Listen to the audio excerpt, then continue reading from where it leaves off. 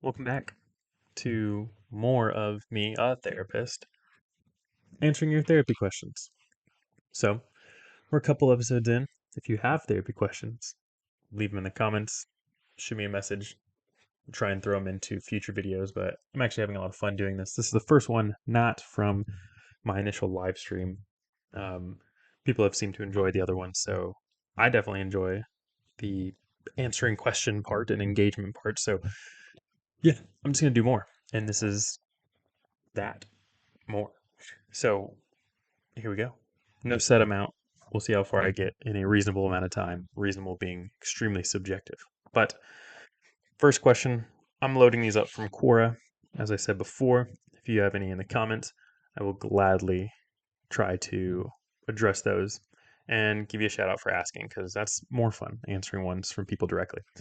First question, I met with a therapist, but I became so much worse compared to when I started. I'm now afraid of therapy. Is psychotherapy dangerous?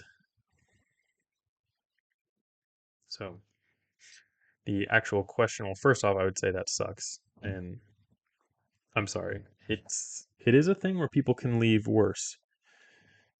That is true. That's obviously not the goal. And it's obviously, well, I would say it's bad. I mean, you don't want to go seek medical attention, any type of healthcare, and then come out of it just feeling like you are worse and not cared for. So that really sucks. The question of is psychotherapy dangerous? I actually think, yeah, it is. In a big part of it is dangerous in the way that lots of things can be dangerous if used poorly. So some of those are skills, some of those are items and possessions, but it's a tool, and tools can be misused.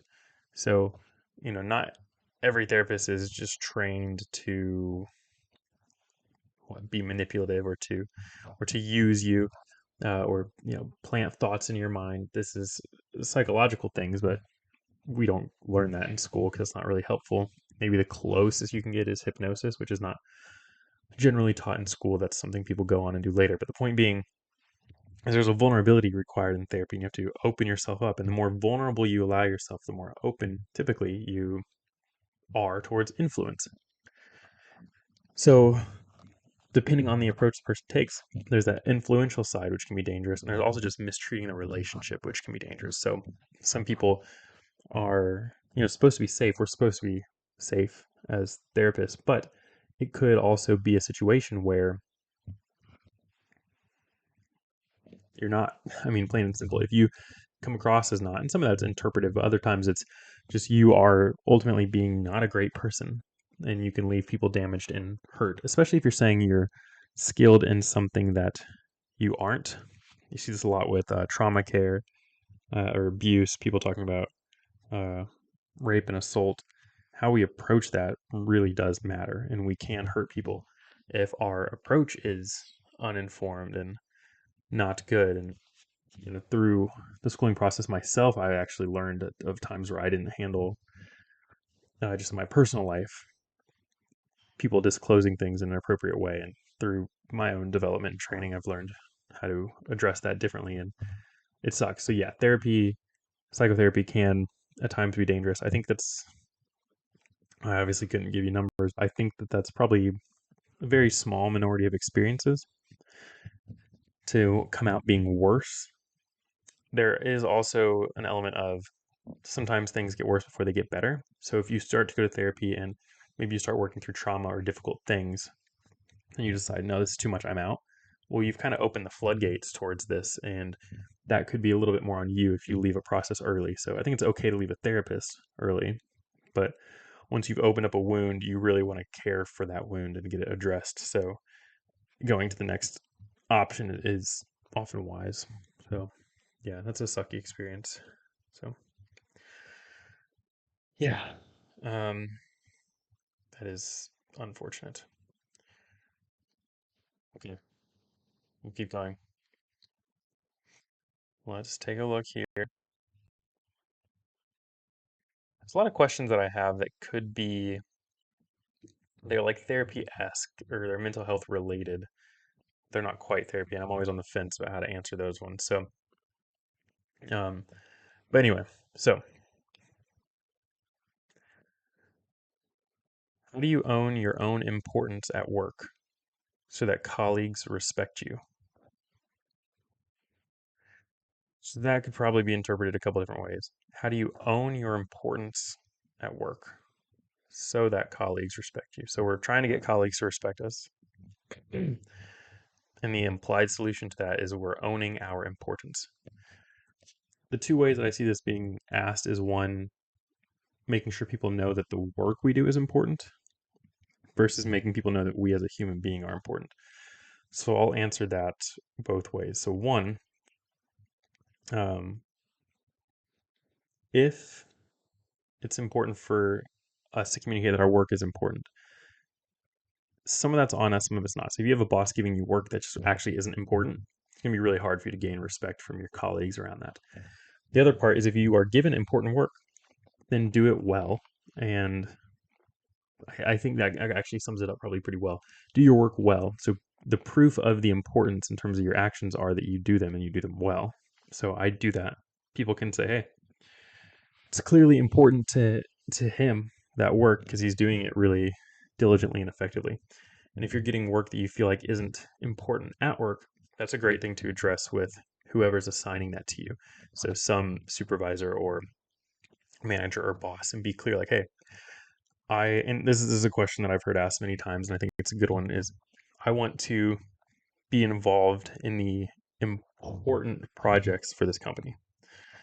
I want to be involved in the things that move the needle forward. And that doesn't mean you'll get that right away, but it communicates to employers and people around you that I want to be as close to the cutting edge of this as possible. I don't just want to come in, do my work, and leave. I think that's a misconception that a lot of people have, is they have this very low standard for work, which I'm not going to say is inherently wrong. But a lot of people are like, I'm only working because we live in a society that I have to. I'm only working because I need to make money. And they don't want promotions. They don't want to do more. They're just like, I just want to do bare minimum and get out. Just, you have to understand that you're not going to have that same amount of respect in certain environments if that's the case. There are some places where they'll be like, yeah, I respect that, and I think it's good to be honest about that.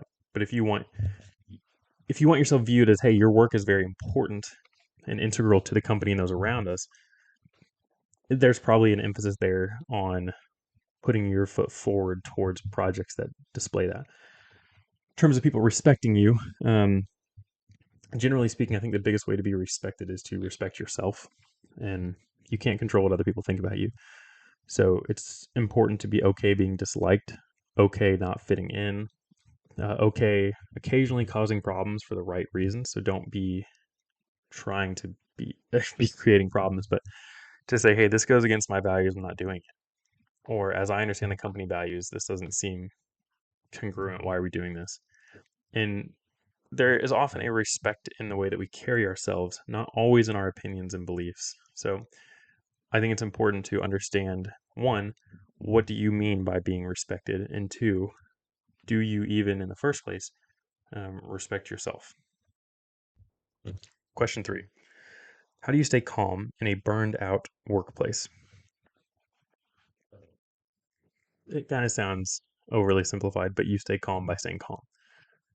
A burned out workplace, the implication that I understand from that is that it's stressful. Everyone's burnt out, so they're probably high maintenance and high stress. You probably have bosses giving, well, I work 60 hours, so you should too. So super clear on this. If you're paid to work, even if you're salaried, and it's in your little signature area that you're doing 40 hours a week for this company, or you're working 9 to 5, uh, don't be working late. That's not a sign of, oh, I'm here to do my work, and I'm a person that will play this game properly. That's, for one, illegal. They have to pay you overtime actually for that. Generally speaking, again, depending on how these contracts are set up, if they're project based or hourly, with your work and your salary. But we sign off on these things for a reason. Now, if you don't want work life boundaries, you don't have to have them. But burnout is a sign that we are overdoing it. So if you're in a work environment that is completely burnt out, That's an unhealthy work environment. So one of my recommendations would be to consider other workforces, because there's a high chance that the culture of this work environment is that of stress, and that's actually part of their culture. And some people won't function well. They won't know what to do if things are just smooth. And people will put this mask on for higher ups will do this, and this is just how it is. I don't think it's very appropriate. I think for business owners and people in intentionally high level scenarios and high stress scenarios, that's fine. But when you hire people, so for me, I'm a business owner, and that requires pretty much endless work. And if I were to hire someone, it would be, we'll put it this way, I will not hire someone for my business if I'm going to do one of two things. One, pay them less than the role is worth. If anything, I want to pay them more than it's actually worth. And two, if I'm going to ask of them more than is appropriate. Now, that is a bit subjective, but I don't want someone who doesn't want the role. So let's say I need a 60-hour week position, and someone's like, that's kind of a lot. I don't want them. I don't want them. I don't want someone who's going to have a problem with that. I want someone who wants to work 60 hours a week, compensated for it. But in a high stress situation, this question of burning out, you won't burn out if you love that high stress environment. So to me, it's not a question of are you working too much or too little. It's working past your capacity for tolerance, and then you burn out. And that can be a little bit week to week if you've had a harder day or a harder week, but overall, you have companies that are way high stress tolerance, and these people want to work 80 to 100 hours a week. They love it. In other places, you're going to be dealing with insane stress, and these people aren't going to be able to do it. So I think that's an important part, is the company needs to know who they're hiring, which is why it's very important to get clarity in advance of what this job expects of me. And I think there's a lot of hesitancy, and I understand when you're trying to find a job, this can be scary, but and you might have to answer a question: is no job better than a bad job? And I think most people would prefer no job than a bad job, but money, right? You got to make a living. So um, it's worth it though to ask the questions back, and not every job is just after the person that they can abuse. So very high stress, high burnout is not useful, and I have a strong belief that those companies really just don't. There's a lot of ways they don't make it, and they're definitely not the best companies. Um, Workforces like that are never in the top lists for best places to work, and by and large, that makes them less successful. So even a company that does $1 billion a year, if everyone's high stress and hates it, I feel pretty strongly they're going to perform worse than the $2 billion company, not just because that's a money thing, but I think that other company is likely doing better because people like to work there. So there's a huge correlation with that. And um, yeah, it just doesn't make sense to me. So how do you stay calm? The burnout for everyone around you is not your problem. So it's okay that that meme of the animated dog sitting in a kitchen or a dining room or whatever, and everything's burning around him, and he's saying this is fine. Unironically, kind of taking that position is my recommendation. Is these companies, it's not your job. Your job is to go and do the work that you're supposed to do. So if everyone else is burnt out, that's not on you, and it's also not on you to pick up the slack from all of it. So obviously, there's a lot that this question, I don't know exactly what's going on at their job, and the more details I know, the more I can answer that. But generally speaking, yeah, the work stress of other people is not your responsibility, assuming that you're doing what is your responsibility. So, yeah, there's a lot of work environment ones. Let's do this. Question 4. What do you do when all hope seems lost and all reasonable options have been taken? Hope and reasonable options. Those are subjective words. So what do you do when all hope seems lost? And even that phrasing is kind of good. Seems is a good word to say it seems like this, because what you're doing when you use that language is, I'm open to the possibility that something else is true. So if I say it seems like you're angry with me, what I'm saying is I'm open to you not being angry with me, but I'm understanding that you're angry. If I say you are angry, I'm cutting off the option that you're not in my mind. I might still be open to it, but the language isn't as clear. So what do you do when all hope seems lost? So first, understanding what do you mean by hope? Um, Most people are going to say the belief that the future is okay or better, can be better. And everyone's going to have a kind of different definition. And all reasonable options have been taken. So that puts on the table unreasonable options. And this is what despair and hopelessness does. In desperation, people do bad things. They violate their morals, which perhaps weren't as strong as they thought they were. But we get tempted towards unreasonable solutions. So, what do you do? First, I would say if you're saying it seems like all hope is lost, really hunker down for a period of time. It can be minutes, honestly, but just find hope somewhere. And you might say, well, I'm asking this question. Don't you think I've done that? And I think, yes, you probably have. Do it again and do it harder. A lot of people, hopelessness can come in when we don't have a grounding in our life for something bigger than us. This is why religion is so helpful. This is why a deep philosophy is so helpful. These things that are ethereal and out of grasp. If I've put my hope in the president or the US economy, and I'm sitting here watching tariff stuff happen, I'm going to be in complete disarray because I've put my hope in something way too fragile. And I've put my beliefs in something way too fragile.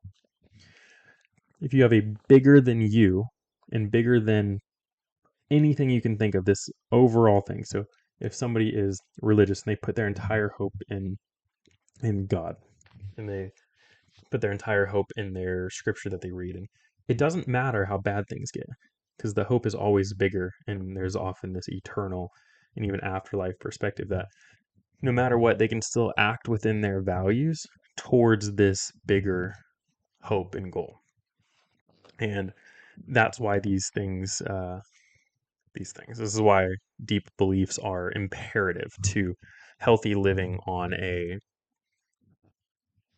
generalized perspective. So a lot of people who say those things aren't important have actually not really been through very hard things. And I know that might be controversial, but you have to think about the difficulty of the West compared to third world developing countries, or even the world 100, 200 years ago, where even in the Western world, people who have pretty awful situations, it's still much better than a lot of the world currently, and especially better than a couple hundred years ago. So we have it really good. So that's, I think, one of the, I'm getting way too like philosophical with this, but there's not as much of a need for bigger, deep values and goals like God, like these deep beliefs, these philosophies, because people just don't really have problems the same way they used to. And I don't want to be dismissive. I mean, I'm a therapist. I see real problems every single day.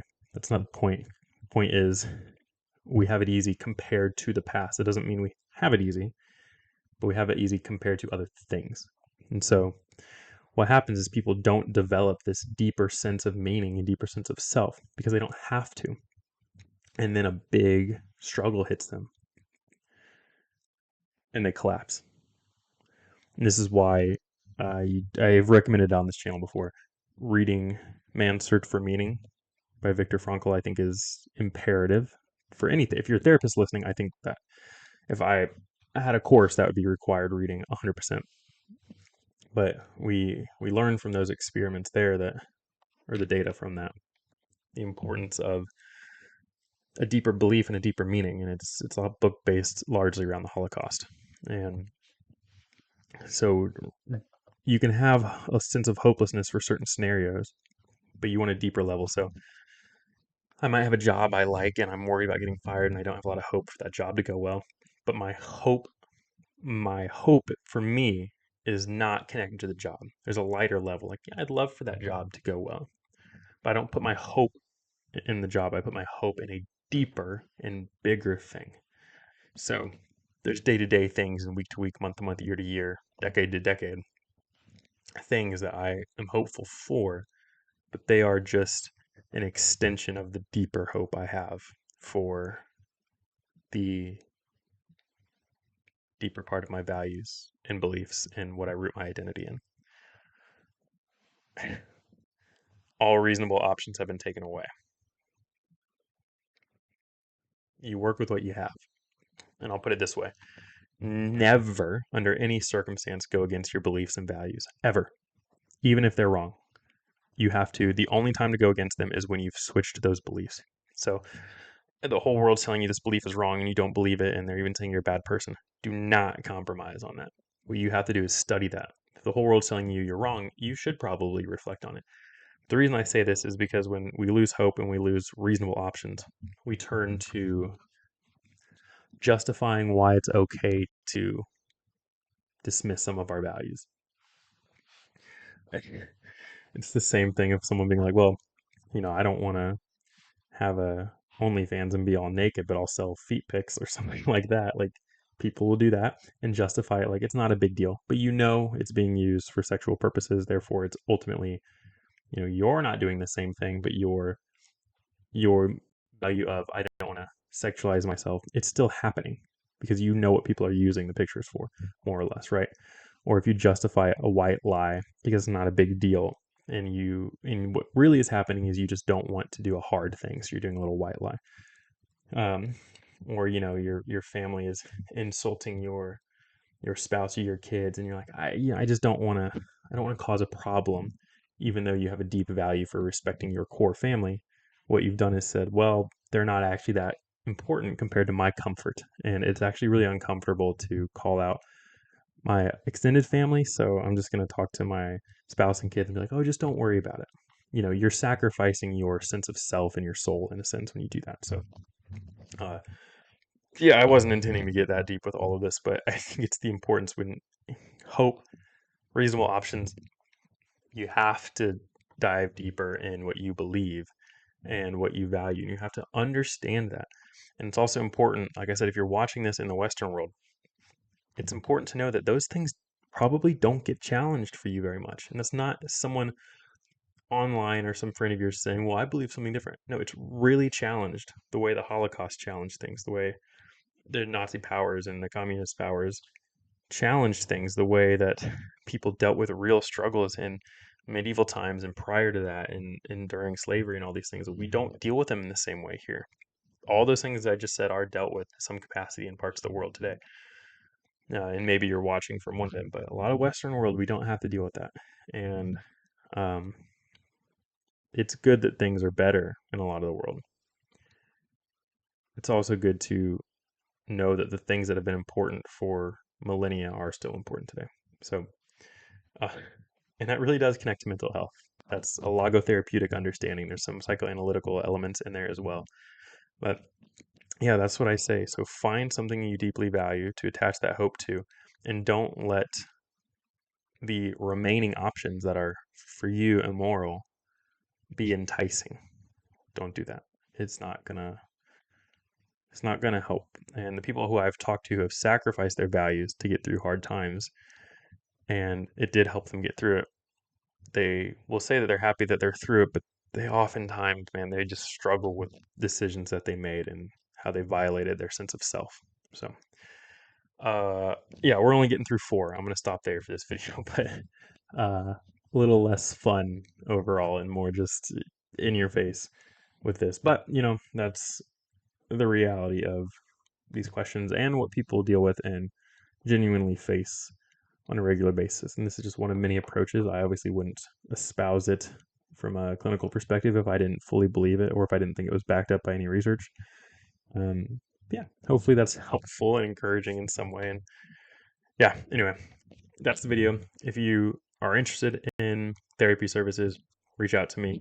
If you're interested in growing your private practice, reach out to me.